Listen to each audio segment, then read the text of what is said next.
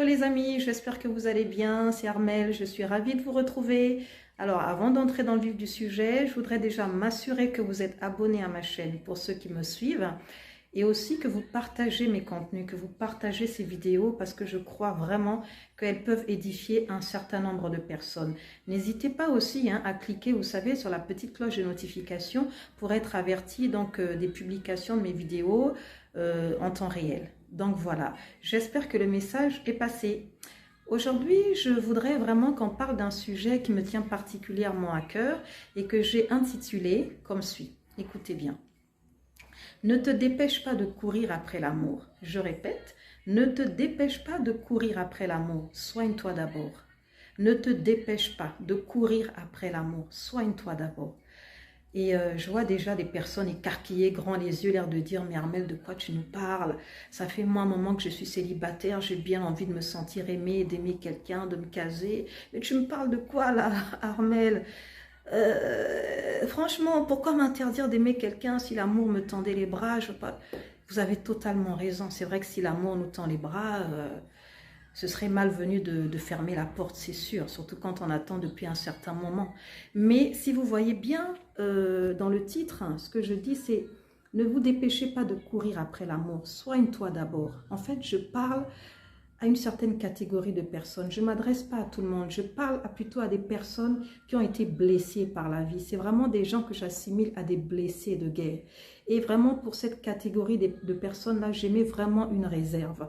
Et je dis, faites vraiment très attention. Ce n'est pas la peine de courir. Quand on sait qu'on a des blessures intérieures, quand on sait qu'on souffre au-dedans de soi, quand l'amour vous tend les bras, vous pouvez dire à la personne, donne-moi un peu de temps, j'ai d'abord besoin de guérir, j'ai d'abord besoin d'aller bien, j'ai d'abord besoin de me sentir bien déjà avec moi-même. C'est très très important parce que vous n'imaginez pas à quel point quand on rentre dans une relation sans être guéri de ses blessures passées, on peut faire des dégâts considérables. Alors, soyez patient, je vais vous en dire un peu plus à la suite de cette vidéo. Je vous dis... Mon point dans cette vidéo, et je l'ai dit dans mon introduction, n'est pas de dire que l'amour n'est pas une bonne chose, bien au contraire.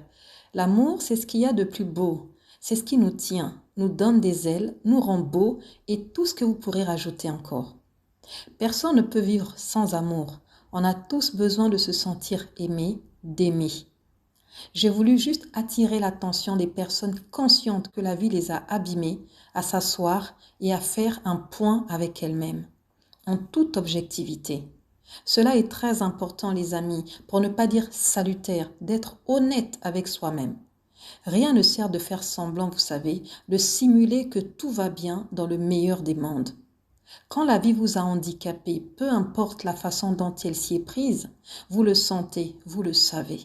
Vous pouvez ressentir au plus profond de vous que rien ne va, que vous avez besoin d'apprendre, de réapprendre pour certains à vous aimer vous-même, à aimer ou encore à faire confiance.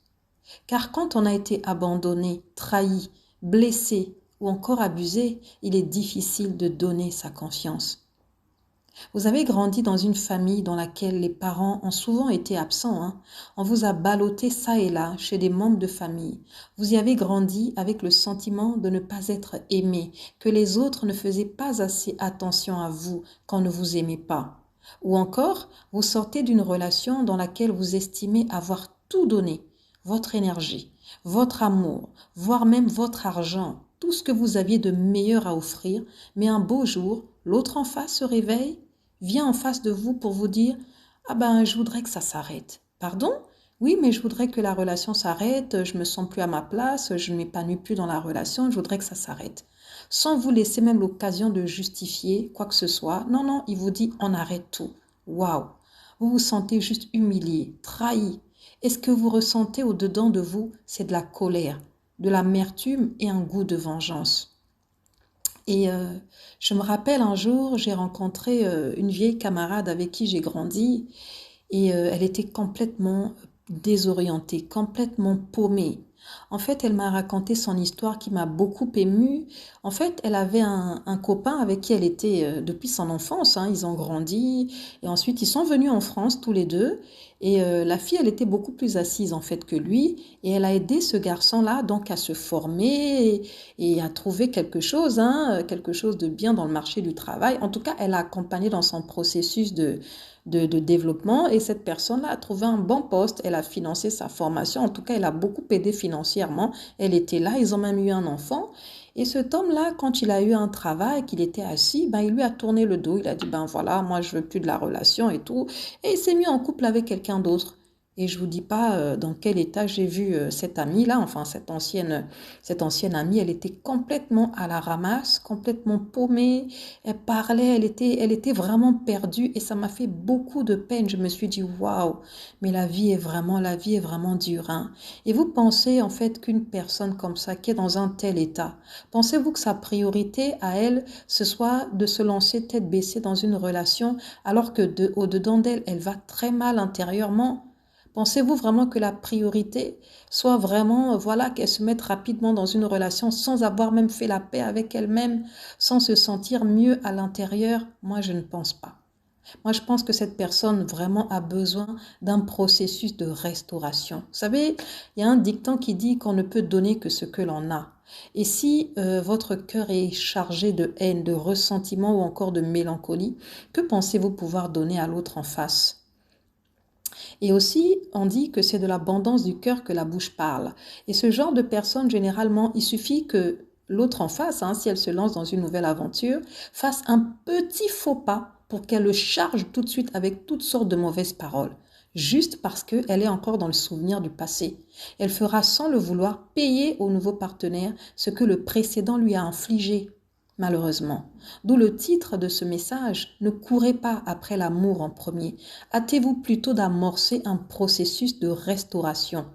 Recherchez quelqu'un capable de vous accompagner sur ce chemin de reconstruction.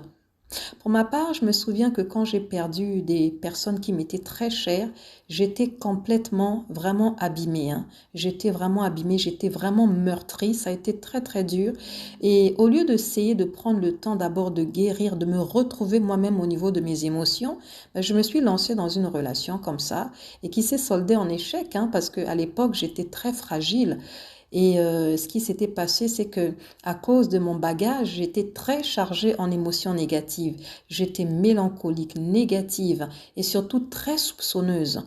Et la personne avec laquelle j'étais au début, ça lui posait pas de problème parce qu'on s'est dit, voilà, bon, elle a peut-être connu des choses difficiles dans sa vie, mais ça va passer. Mais au fur et à mesure que la relation avançait, ça devenait ingérable en fait. J'étais très soupçonneuse pour un petit truc, bah, ça nous fâchait. J'étais souvent là en train de supposer des choses et à un moment donné, ça devenait un enfer dans la relation. Au point qu'avec les années, bah, la relation a fini aussi par casser, hein. Il y avait autre chose, mais le problème aussi des humeurs, le problème aussi du bagage, des soupçons, etc., ça n'a pas aidé la relation. Et sans me rendre compte, j'étais en train de saboter en fait la relation dans laquelle j'étais. Et je m'en suis rendu compte bien plus tard, malheureusement, hein. J'étais en train de tout saboter, de tout faire capoter moi-même, sans le vouloir. Et souvent, quand je suis certaines vidéos, j'entends beaucoup d'hommes, hein, se plaindre d'avoir en fait des femmes qui fouinent dans leur téléphone, qui font des crises de jalousie à la limite de l'hystérie, hein, et ces hommes-là souvent n'en peuvent plus parce qu'ils se disent, bah, moi j'ai rien à me reprocher, je suis droit dans mes baskets, je comprends pas pourquoi tu fais tout un tollé dès qu'il y a un petit truc, qu'est-ce qui se passe? En fait, si vous fouinez bien dans le passé de ces personnes-là, vous vous rendrez compte que ces femmes-là, elles ont souvent pour la plupart été trompées.